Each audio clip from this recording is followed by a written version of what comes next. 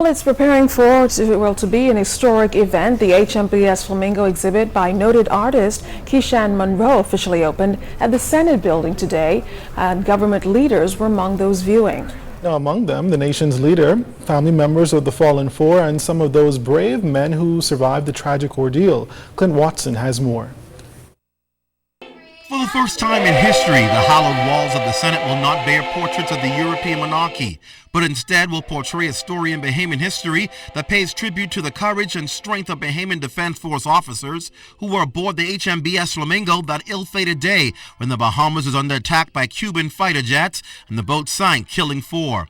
Senate President Sharon Wilson happened to be in the seat of authority at what appeared to be the right time for this sacred story to be told in a place that could honor it no less. She says the exhibit is a fulfillment of a greater vision. That vision is one whereby these hollowed walls should henceforth be used through art to create a consciousness of the truth of our Constitution, that our freedom will only be guaranteed by principles including national commitment to self-discipline, industry, loyalty, and unity. Artist Kishan Munroe personally met with survivors of the vessel to capture their personal account in order to paint the portraits. The experience transformed his life, and so he's hoping that viewers will have the same encounter. It's all about commitment, all about that communal spirit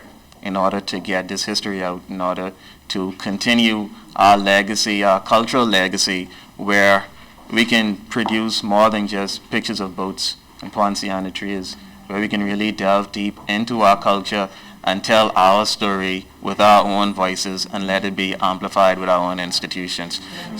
Survivors and family members of the deceased were presented with prints of the themed portrait, some with tears in their eyes, accepted with great emotion, but proud that the nation has not forgotten. Prime Minister Perry Christie says we must never forget the stories of Bahamians. It is really representing itself to be this point in our history where we are putting to permanent record what took place.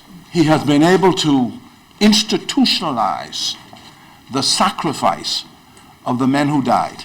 Senate President Sharon Wilson perhaps said it best when she said freedom really isn't free, and these pictures here on display are a constant reminder of the sacrifices made. Following this display, they'll be placed in the L.J. Mortimer Maritime Institute on West Bay Street. Clint Watson, ZNS Network News.